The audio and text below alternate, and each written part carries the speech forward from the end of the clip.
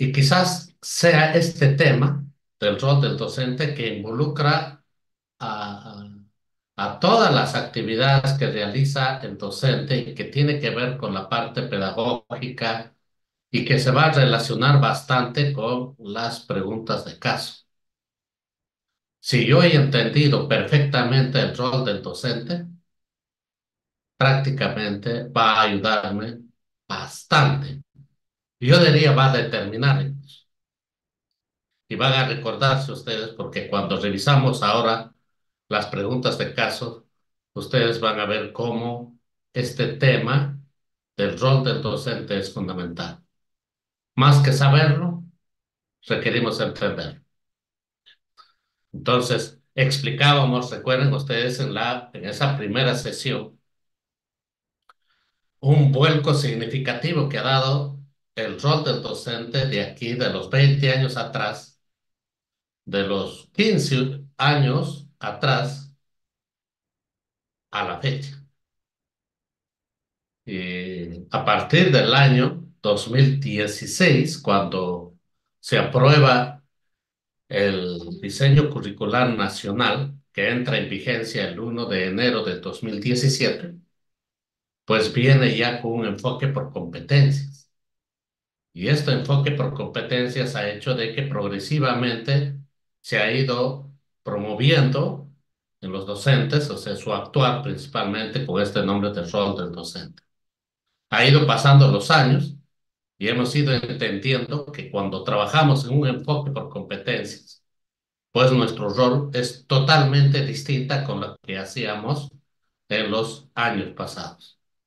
Es fundamental entenderlo porque gran parte de nuestras preguntas de casos está orientado justamente al rol del docente. Entonces hemos hecho varios ejemplos ya y ahora las quiero concluir muy breve de decirlos, por ejemplo, de lo que hacíamos antes, totalmente al revertido con lo que debemos hacer ahora, lo que debemos hacer ahora. El profesor antes preocupado por su material de trabajo para que pueda explicar a los estudiantes. El profesor preocupado para explicar sobre los temas, de diferentes temas, a sus estudiantes. El profesor preocupado en hacerle entender un procedimiento a los estudiantes para que resuelva. El profesor preocupado en hacer conocer fórmulas y estrategias para que el alumno también resuelva algunos problemas planteados. Y el profesor preocupado en darles el resumen, en darles la teoría, en darles los conceptos. ¿Recuerdan eso? Preocupado también en cronogramar las evaluaciones. En eso consistía nuestro trabajo antes. Todo ese trabajo prácticamente se ha ido revestiendo ahora cuando trabajamos el enfoque por competencia. Que si bien es cierto, que si bien es cierto, hasta ahora, 2024, que ya hemos empezado el mes de junio, todavía está en ese proceso de, ¿no? De poderlos entender bien. Sin embargo, la evaluación que nos viene a nosotros ahora, eso no nos va a perdonar por ello. O sea, la evaluación va a venir como que ya nosotros estamos totalmente empoderados sobre el tema del enfoque por competencias. Entonces, hay que prepararnos para eso. Les decía que algo nos confunde es porque en nuestra práctica hacemos otra cosa y nos estamos preparando es otra cosa. Eso nos va a confundir. Todo en lo posible de lo que nosotros estamos haciendo aquí, explicándoles sobre el rol y algunas estrategias que se utilizan, es tan bueno, colegas, que simultáneamente ustedes también lo realicen en la práctica. Eso les va a ayudar bastante. Progresivamente, claro está, pero siempre teniendo en cuenta de todos estos cambios que se vienen realizando a través de la aplicación de esto del enfoque por competencias. Entonces, hablábamos ahora de que el profesor facilitador Además de eso, orientador, guía, acompañante, la que nos dedicamos a hacer la retroalimentación y de promover permanentemente el trabajo autónomo, el trabajo autónomo. Eso, ese es el vuelco más significativo que se ha dado en su trabajo del docente y es tan bueno entender, más que saberlo, entender. Entonces, vamos teniendo en cuenta esto porque cuando hablamos la parte estratégica, vamos a volver a hablar de esto. Y cuando ya empezamos nosotros a contrastar con preguntas de casos, vamos a encontrar cómo este tema es tan importante que la hemos entendido. ¿Ya? Entonces, eh, vamos a tener todavía la oportunidad siempre de poder compartir sobre el trabajo que realiza el docente. Pero no solamente el cambio es en el docente, sino que también en el estudiante. Entonces, de lo que aquí, por ejemplo, el estudiante, de lo que antes era pues solamente un- uno que era pasivo, que solamente recibía toda la información del docente, la explicación del docente, y pasa ahora a ser un estudiante con una participación activa. ¿Qué significa eso? ¿Qué significa? Que antes había estudiantes que no necesariamente participaban. El estudiante que copiaba, que resolvía, que aplicaba la estrategia del profesor, y es más, se la memorizaba esas formas, era buen estudiante, porque las evaluaciones venían de ello, como que el estudiante ya empoderó de lo que el docente aplicaba una determinada estrategia o procedimiento, eso le bastaba al alumno. Y para nosotros era considerado el mejor alumno, el que la evaluación que le entregábamos para que pueda resolver, y lo hacía muy bien el estudiante, era bueno, ¿no? El mejor, el mejor. Pero ahora no. Ahora el estudiante no solamente tiene que resolver un problema, sino nos tiene que explicar todo el procedimiento que ha seguido, cómo la hizo. Nos tiene que describir, nos tiene que exponer, nos tiene que interpretar o tiene que debatir. Entonces es un proceso activo.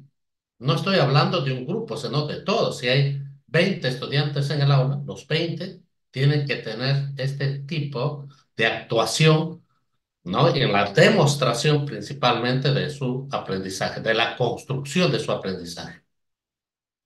Entonces, ese trabajo autónomo que construye el alumno las tiene que demostrar y las tiene que explicar. Entonces, todo el procedimiento, ese procedimiento ¿de dónde salió? De él. La estrategia ¿de dónde sale? De él.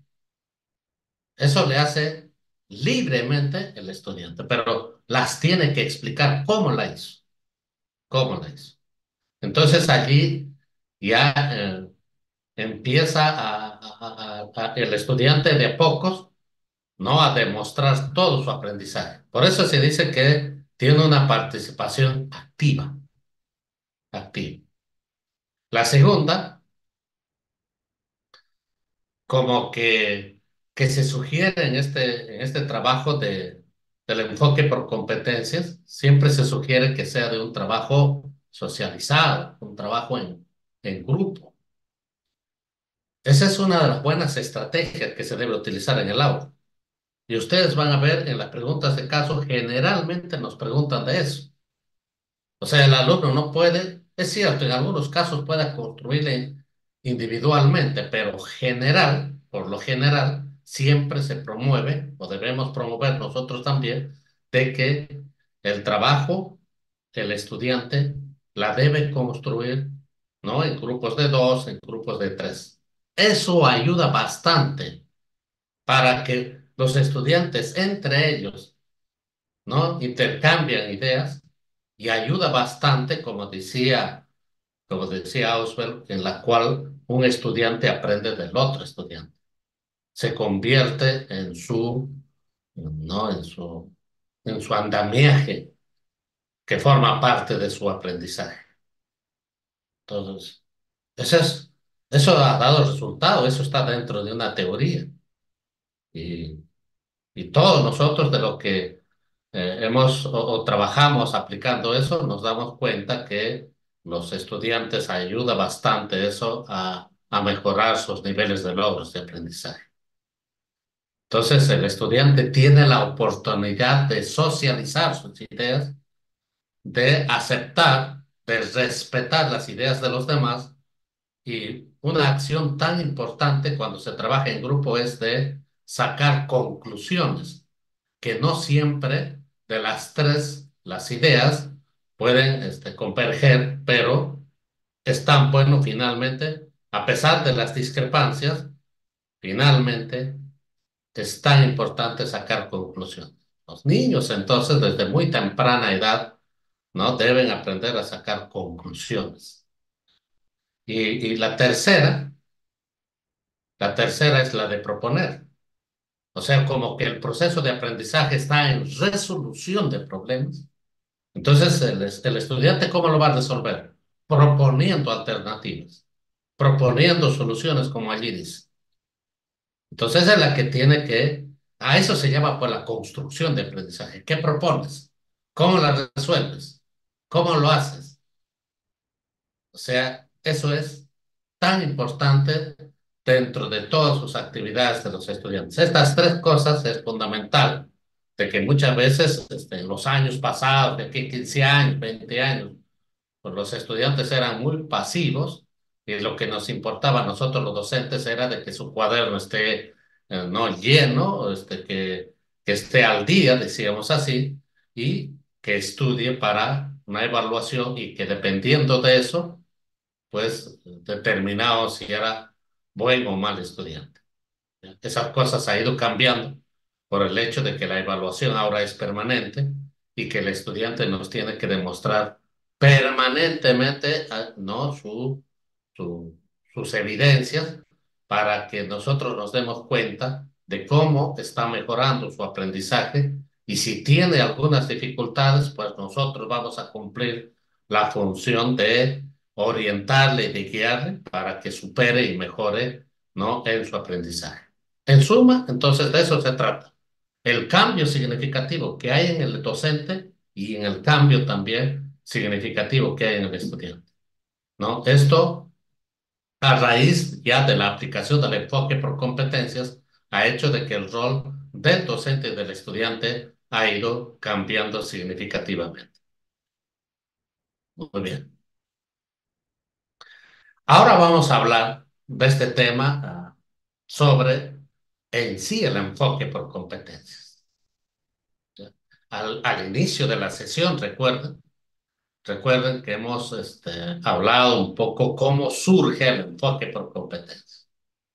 No es que surge de la nada. El enfoque por competencias se basó en el constructivismo y el constructivismo nace, es cierto, en contraposición de lo cognitivo, pero se vale increíblemente del enfoque, o perdón, se vale bastante de la parte del conocimiento científico, ¿no? O simplemente de la forma cognitiva como nosotros trabajábamos en las décadas pasadas. Entonces, como teniendo de base a ello, surge el constructivismo y el enfoque por competencias gracias al constructivismo que tiene como base y fundamento, es la que empezamos a trabajar entonces. Este enfoque por competencias que está en nuestro currículo nacional, eso lo tengo aquí a la mano, y este diseño curricular nacional está justamente planteado y elaborado en base al enfoque por competencia. ¿Qué encontramos aquí? Encontramos todos los estándares, encontramos las competencias, encontramos las capacidades y encontramos los desempeños. ¿Qué es lo que está aquí? O sea, les reitero, esa es la que se encuentra, Esas cuatro cosas están aquí. ¿De qué está compuesto entonces el currículo nacional? Está compuesto de estándares, de competencias, de capacidades y de desempeños. Entonces, esta propuesta allí, muchas de ellas son rígidas y algunos de ellos son flexibles, que hay necesidad de precisarlos para poder trabajar. Es en el caso, por ejemplo, de los desempeños. Los desempeños ya vienen en el currículo nacional, pero el desempeño está todavía no trabajado, no especificado. Entonces necesitamos nosotros los docentes precisarlo, precisarlo. Y precisarlo de acuerdo a su nivel del estudiante también, tener en cuenta el contexto, ¿no? del estudiante, y eso va a permitir de que nosotros podamos precisar. El Ministerio de Educación ni aquí no está precisado los desempeños. Están los desempeños, pero así como están, no la podemos trabajar. El desempeño generalmente la que trabajamos es en una sesión de aprendizaje. Las aplicamos en una sesión de aprendizaje. Y para eso, como es específico un desempeño, necesitamos precisar, especificar, teniendo en cuenta el contexto donde nos encontramos.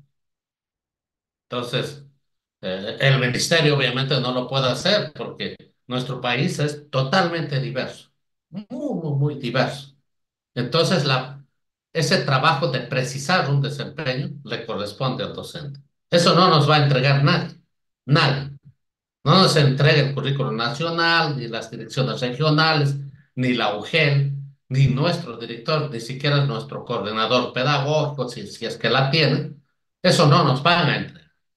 La que va a tener que precisar es el docente. Eso le corresponde al docente de ahora, precisar los desempeños.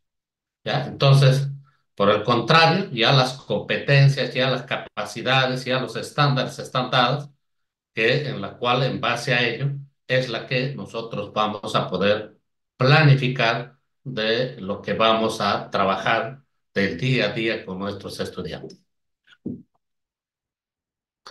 Una de las cosas que nos va a ayudar bastante, nos va a ayudar bastante, esta imagen. Muchos confunden, dice, en realidad, ¿en base a qué trabajamos? ¿Qué trabajamos? O sea, cuando se hace la pregunta, ¿cómo trabajas, profesor? ¿Cómo trabajas?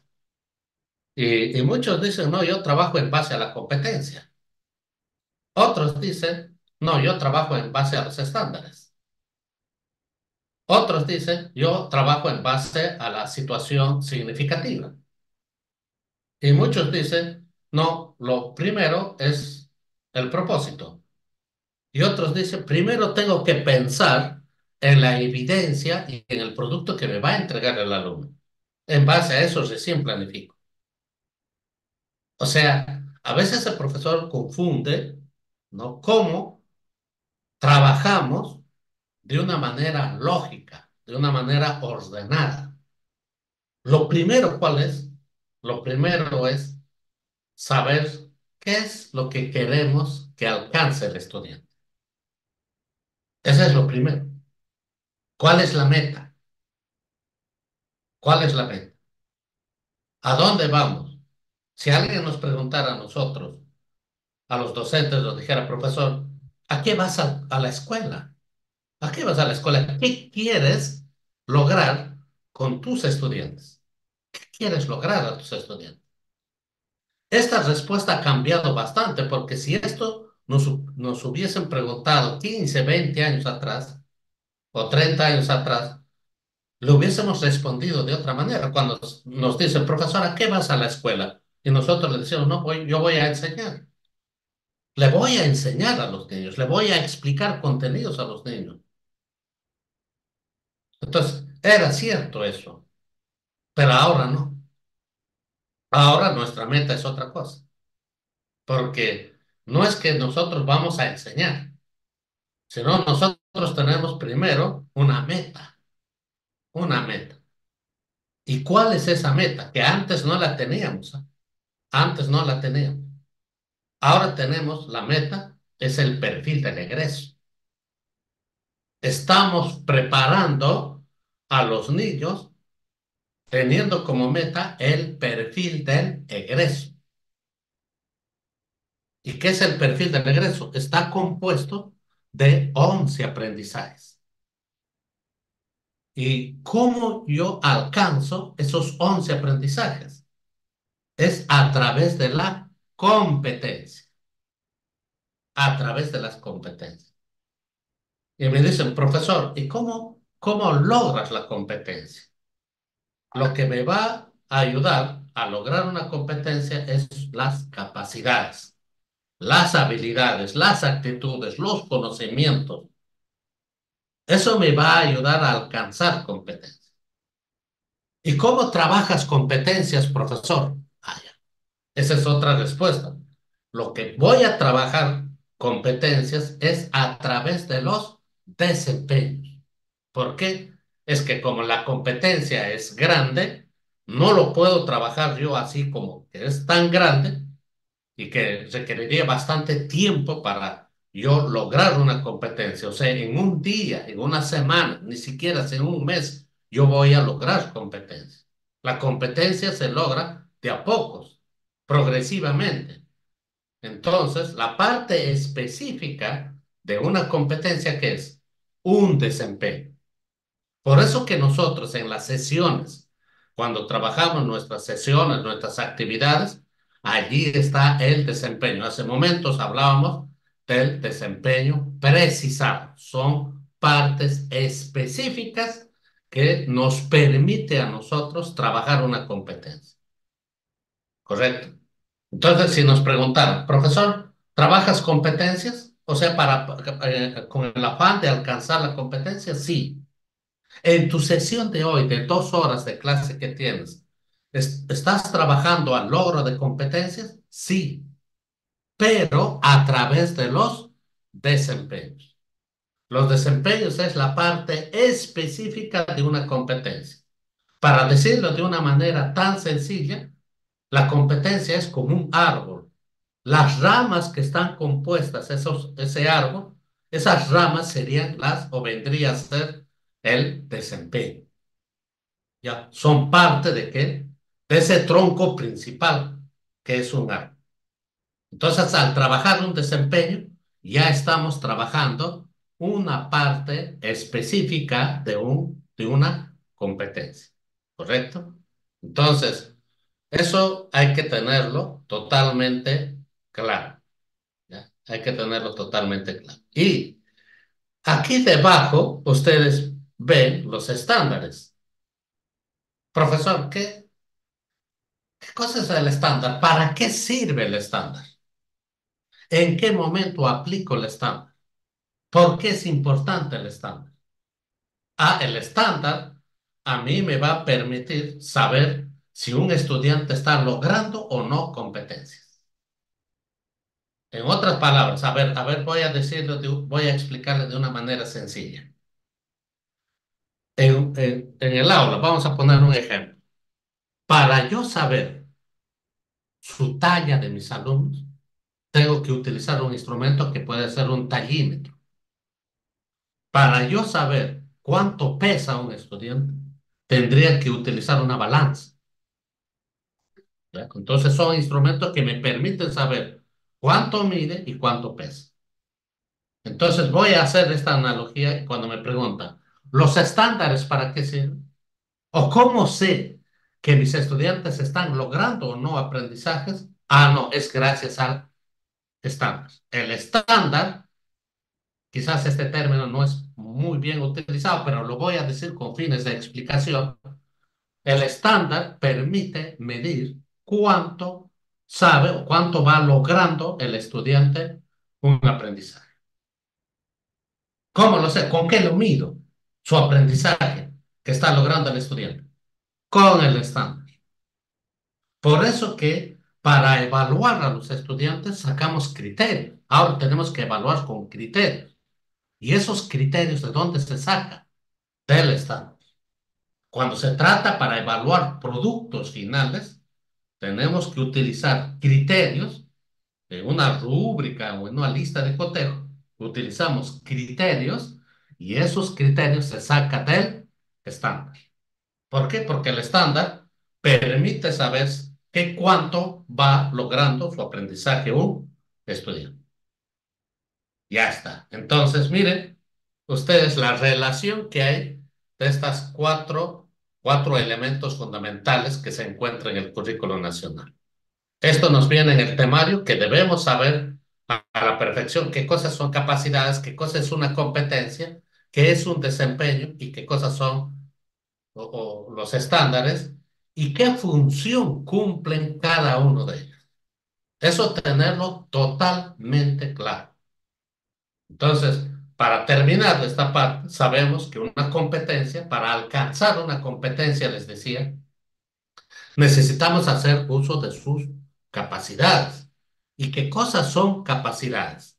Uno son conocimientos, lo otro son habilidades, son destrezas que el estudiante las desarrolla y las actitudes, en la cual tenemos que promover nosotros. Esos elementos en su conjunto lo llamamos como capacidades. Eso va a ayudar a que se logre una competencia. Y cuando nos dice cómo trabajo una competencia, cómo logro una competencia, se logra una competencia, a través de qué se logra competencia, cómo trabajo competencias en el aula, al momento de la sesión, al momento de la actividad. Voy a trabajar a través desempeño, del desempeño. Entonces, si yo estoy trabajando desempeño, prácticamente ya estoy trabajando parte de una competencia. Muchas veces esta pregunta lo hace, profesor, ¿qué se evalúa? ¿Qué se evalúa? ¿Se evalúa competencias? ¿Se evalúa capacidades? ¿Se evalúa desempeño? ¿Se evalúa contenido? ¿Qué cosas se evalúa? Entonces aquí muchos se confunden, dicen, no, se evalúa competencias. Otros dicen se evalúan capacidades. Otros pueden decir se evalúa el estándar. Ah, no, pero la respuesta, ¿saben? En este caso, ¿cuál es lo correcto? Lo correcto. No nos olvidemos que tenemos una meta. La meta es alcanzar el perfil del egreso. Y para alcanzar el perfil del egreso, ¿cómo vamos a llegar allí a esa meta? Gracias a las competencias. La competencia me va a ayudar a lograr, a alcanzar esa meta que se llama el perfil del egreso, que está compuesto de 11 aprendizajes. Entonces, cuando yo tengo que responder, ¿qué tengo que evaluar? Es cierto, se evalúa la competencia, pero a través del desempeño. Repito, si me preguntaran, profesor, ¿qué se evalúa? Se evalúa la competencia a través de los desempeños. Y les decía hace momentos, si yo evalúo un desempeño, ya estoy evaluando parte de una competencia. Y les hice esa analogía. Un árbol es la competencia y sus ramas, en cantidad que está compuesta, tendría a ser los desempeños. Entonces, esa es la forma de cómo, porque en algún momento cuando ya hablamos de evaluación, vamos a hablar, ¿no? Lo que se evalúa, ¿no? Lo que se evalúa haciendo uso de un instrumento de evaluación, ¿no? Los criterios de dónde las sacamos, en algunos casos, de los estándares cuando se va a evaluar producto, pero cuando se va a evaluar proceso, entonces las sacamos del desempeño. Repito, aunque más adelante vamos a especificar. O sea, entenderlo bien. Profesor, se saca criterios, de dos partes, hay que decirlo así de una manera sencilla, pero todo dependiendo. Si me dicen, profesor, ¿de dónde sacas criterio? Así nomás cuando me preguntan, profesor, ¿de dónde sacas los criterios? Yo le tendría que decir, ¿criterios para qué? ¿Criterios para una sesión? ¿O me estás preguntando criterios de una experiencia de aprendizaje que se va a terminar en un mes? Ah, me dice, para criterios para evaluar una experiencia de aprendizaje. Ah, cuando es de una experiencia de aprendizaje, me está hablando de un producto final, de un producto final.